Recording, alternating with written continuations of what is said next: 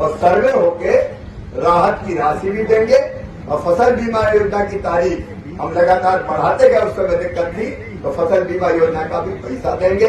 गरीबों को भी कोई दिक्कत नहीं आने दूंगा, कोई दिक्कत नहीं आने दूंगा, बिल्कुल कोई आपना नहीं जाएगा।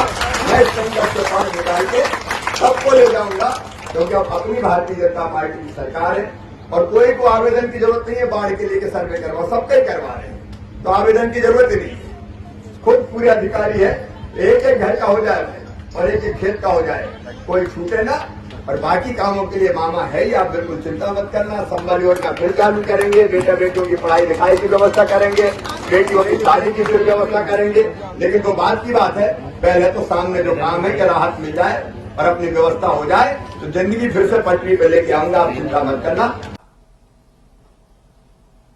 सदैव माता पिता गुरु का आदर करना, क्या करना क्या ना करना, यह हमको सिखाया जाता था। मैं उसके विस्तार में नहीं जा रहा।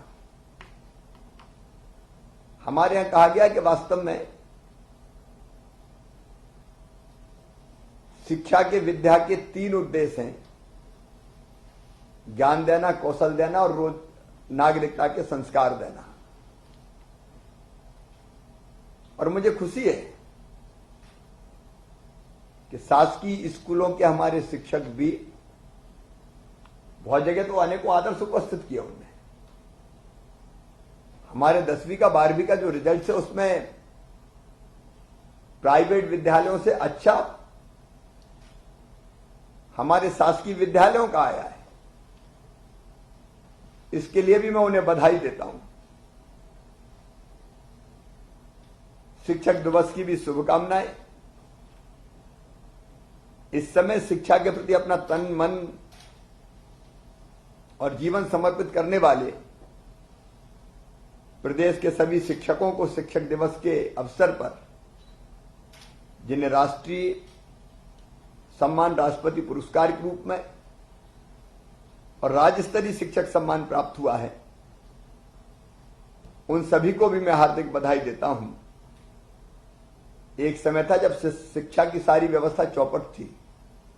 गुरुजी, समदा शिक्षक, शिक्षा कर्मी के नाम पर शिक्षा को बांट दिया गया था।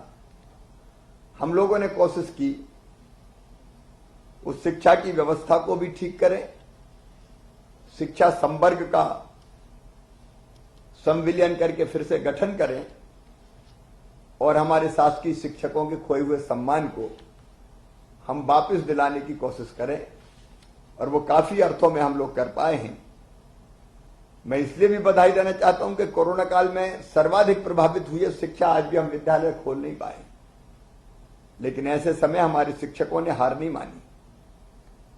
हमारा घर हमारा विद्यालय कार्यक्रम मध्य प्रदेश में अभिनव कार्यक्रम है, जहां घर घर भी हमारे शिक्षकों ने बच्चों को जाकर शिक्षा देने का, शिक्षा सुलभ कराने का अभिनंदनीय कार्य किया है। ऑनलाइन शिक्षा के रूप में भी स्कूलों में भी और कॉलेजेज में भी बहुत उल्लेखनीय प्रयास किए गए, इसके लिए भी मैं बधाई देता हूं। हम सब जानते हैं कि प्रधानमंत्री जी के नेतृत्व में नई शिक्षा नीति आई। उस शिक्षा नीति के बेहतर क्रियान्वयन के लिए, मध्य प्रदेश में सबसे पहले क्रियान्वयन के लिए हम लोग प्रतिबद्ध हैं और उसकी कई चीजों को मध्य प्रदेश में हम लागू करेंगे। आगामी 3 वर्ष में जो आत्मनिर्भर मध्य प्रदेश का हमने लक्ष्य बनाया है, उसमें शिक्षा जो हमारे जीवन के निर्माण का काम करती है बच्चों के, उस शिक्षा को हम कैसे ठीक ढंग से दे पाएंगे, इसका रोड मैप भी हमने तैयार किया है। वो रोड मैप विस्तार से आपके पास आएगा। नई शिक्षा नीति में विशेषकर व्यावसायिक शिक्षा भी, जो 6वीं की क्लास से देना है, उस पर भी हम विशेष ध्यान देंगे। शिक्षकों के प्रशिक्षण पर विशेष ध्यान दिया जाएगा, ताकि एक ऐसा टैलेंट पूल हम बना सकें जो भविष्य में मध्य प्रदेश में रहकर भी आने वाली पीढ़ियों का विकास कर सके। हमारे विद्यालयों के बारे में भी हम बहुत गंभीरतापूर्वक विचार कर रहे हैं कि हम ऐसे विद्यालय प्रारंभ करें 10, 12, 15, 20 गांव के बीच में, जहां सारी बेहतर सुविधाएं हम दे पाए, अच्छे भवन, लैब, लाइब्रेरी, पर्याप्त मात्रा में शिक्षक, भले बस से हमको बच्चों को लाना पड़े, हम लाएं भी और उनको छोड़ के भी आए, उस दिशा में भी हम प्रयासरत हैं। संगीत, नृत्य, योग, भारतीय संस्कार, इनकी शिक्षा देना भी हमारा लक्ष्य है। और तकनीकी ज्ञान हासिल करने वाले हमारे बच्चे, उनका 100% प्लेसमेंट सुनिश्चित हो पाए, इसकी तरफ भी हम ध्यान देंगे। बेरोजगारी दूर करना हमारा एक बड़ा लक्ष्य है। और इस सब में, क्योंकि शिक्षा जगत में वास्तव में अभी सुधार की असीम संभावनाएं, हमारी कोशिश है 3 सालों में हम एक तरफ शिक्षकों का मान सम्मान सुनिश्चित करते हुए भावी पीढ़ी का भविष्य गढ़ने के काम में वो निश्चिंत होकर लग सकें, इस दिशा में काम करते हुए हम शिक्षा के क्षेत्र का नक्शा बदलेंगे। प्राइवेट सेक्टर में भी शिक्षकों का शोषण ना हो, यह भी हमारा लक्ष्य रहेगा। लेकिन साथ में अनाप शनाप फीस भी ना वसूलें, इसलिए जल्दी हम एक्ट लेके आने वाले हैं, कानून लेके आने वाले हैं।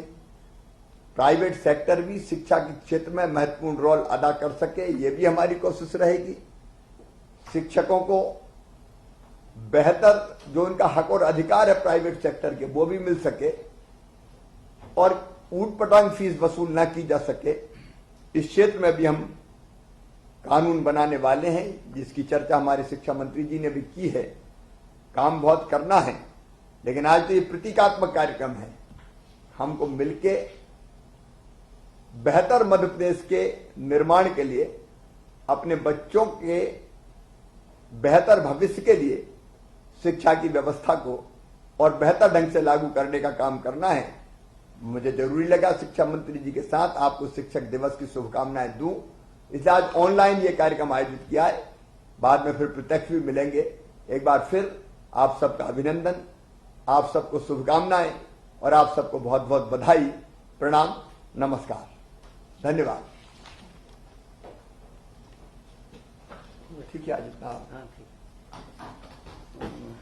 एक बार आप लोगों के साथ बैठना है, थोड़ा सा मुझे पता चला कुछ समस्या आई है, उनका समाधान करिए।